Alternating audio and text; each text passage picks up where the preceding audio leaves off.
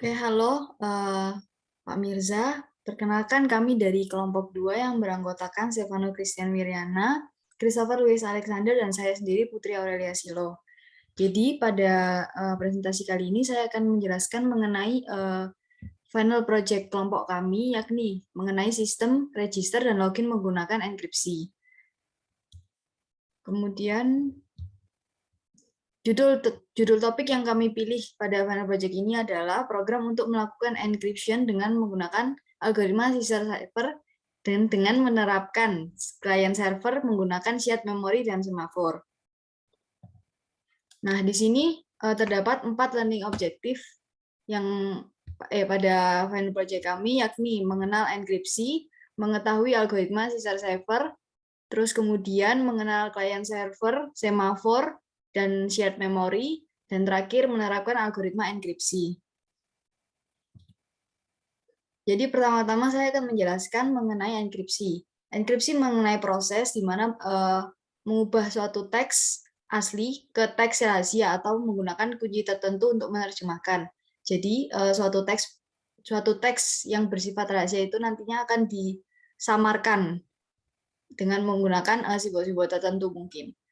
Kemudian untuk ini selanjutnya yang algoritma yang kami gunakan yang ini Caesar cipher merupakan algoritma yang mengubah setiap huruf dalam teks asli menjadi huruf-huruf dengan selisih yang ditentukan. Selanjutnya ini ada client server. Jadi secara sederhana client server merupakan sistem yang sedang melakukan komunikasi. Jadi biasanya klien itu merupakan pihak yang melakukan permintaan, sedangkan server yang menyediakan layanannya. Jadi data biasanya diproses dalam server dan dikembalikan kepada klien. Selanjutnya ada semafor algorithm. Jadi semafor algorithm ini merupakan salah satu algoritma yang ditemukan oleh Dijkstra. Pada algoritma ini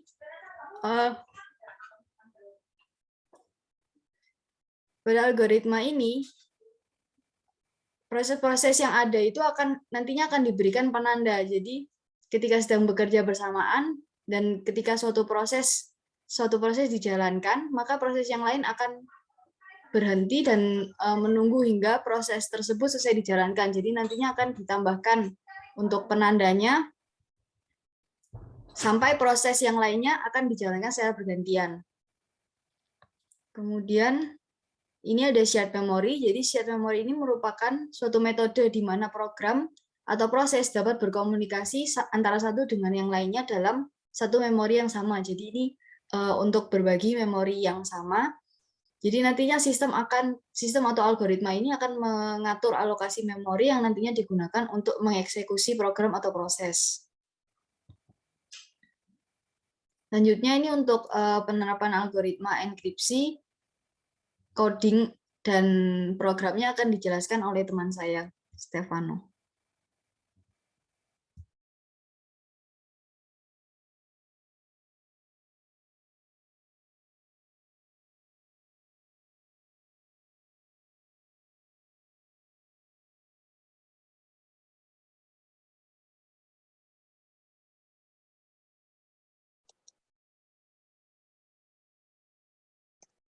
Baik, jadi berikut untuk codingan dari program kami, dan ini adalah untuk program kliennya di mana pengguna bisa melakukan registrasi dan login. Kita mulai dari fungsi main.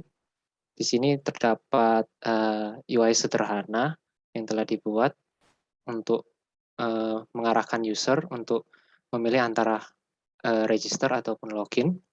Bila dia pilih satu, maka dia akan pergi ke tampilan registration. Bila dia pilih 2, maka dia akan pergi ke tampilan login.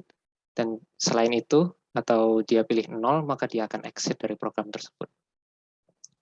Nah, ketika masuk di registration, maka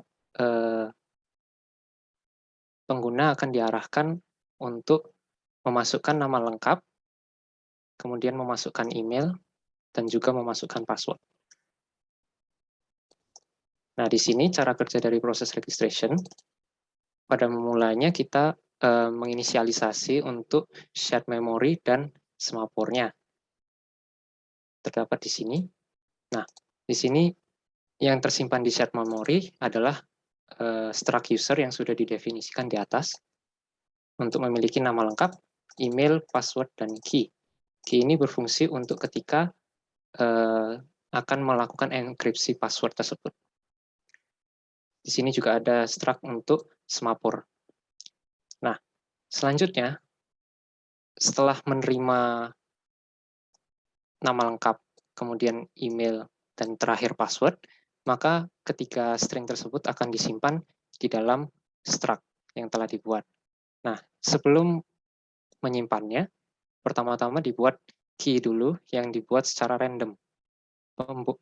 Key dari ini akan berfungsi sebagai selisih yang akan dijadikan sebagai bagian dari Caesar cipher, penerapan Caesar cipher yang terdapat pada fungsi di atas, void encrypt.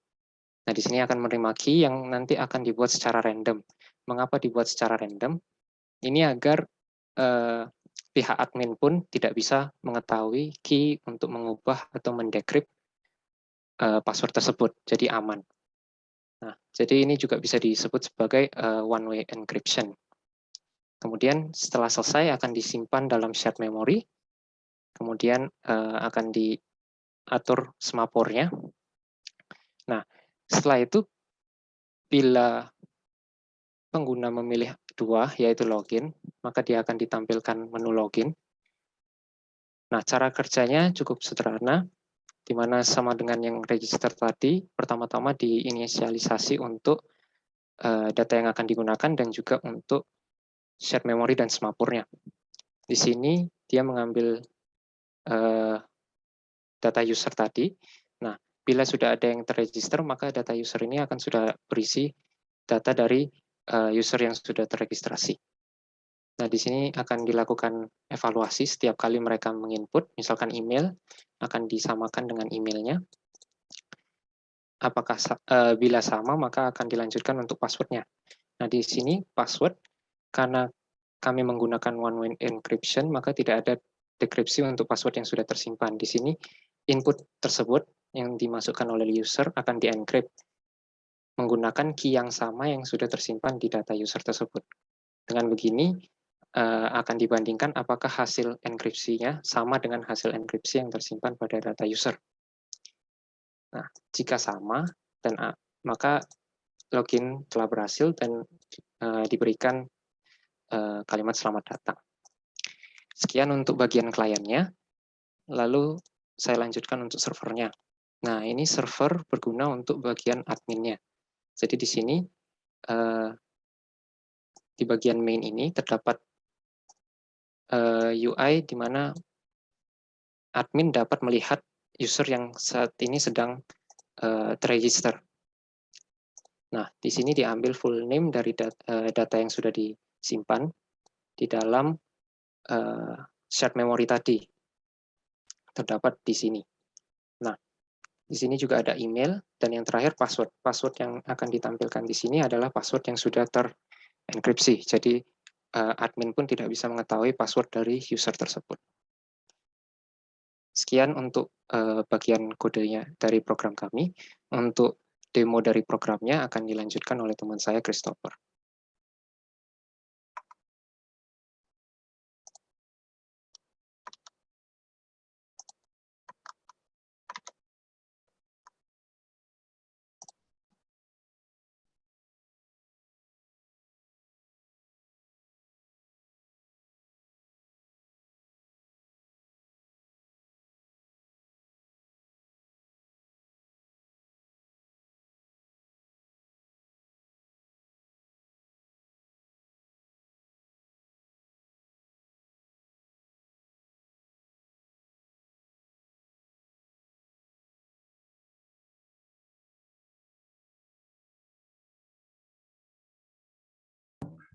Oke.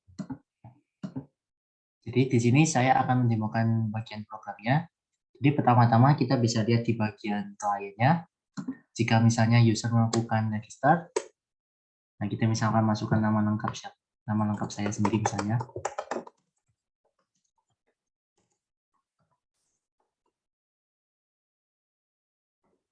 Oke, terus kita masukkan email terserah, misalnya kita masukkan ini. Lalu kita masukkan karakter password misalnya kita masukkan PTT 1234 itu ya.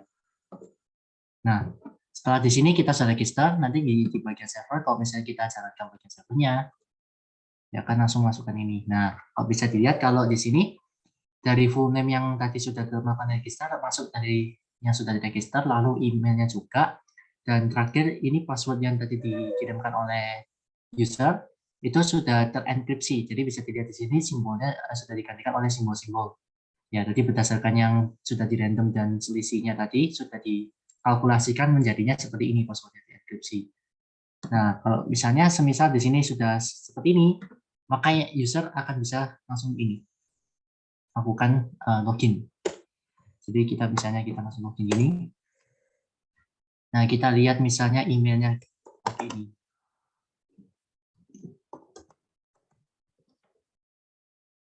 Oke, kita masukkan password kita tadi ya. Password kita tadi PCD 1234. Nah, ini kan kita bisa lihat kalau sudah berhasil loginnya. Nah, login berhasil, tulisannya selamat datang nama kita sendiri. Nah, tadi sudah dimasukkan tadi. Nah, ini sudah berhasil, berarti kita sudah lihat bahwa di sini sudah berhasil terimplementasikan masalah enkripsi ya dari yang register ke server, bagian servernya, maksudnya. Nah, juga loginnya sudah bisa dilakukan oleh user. Nah, itu mungkin kalau programnya sekian dari saya sendiri ya. Mungkin bisa lanjut ke Saudari Putri.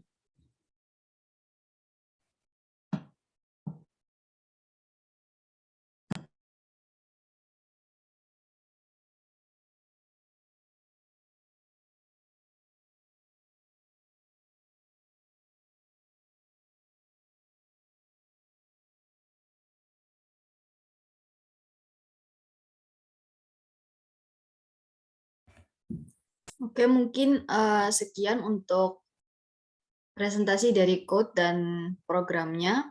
Jadi kesimpulan dari final project ini adalah dengan menggunakan algoritma enkripsi, jadi data user atau pengguna dapat lebih terjaga keamanannya. Jadi walaupun admin itu memiliki akses untuk melihat data-data pengguna, namun untuk data-data yang bersifat privasi itu dapat tetap terjaga. Jadi disamarkan. Oke, ini kajian pustaka kami, jadi sumber-sumber dari teori-teori yang kami gunakan. Mungkin sekian presentasi dari kami. Mohon maaf jika ada kekurangan atau kesalahan. Terima kasih.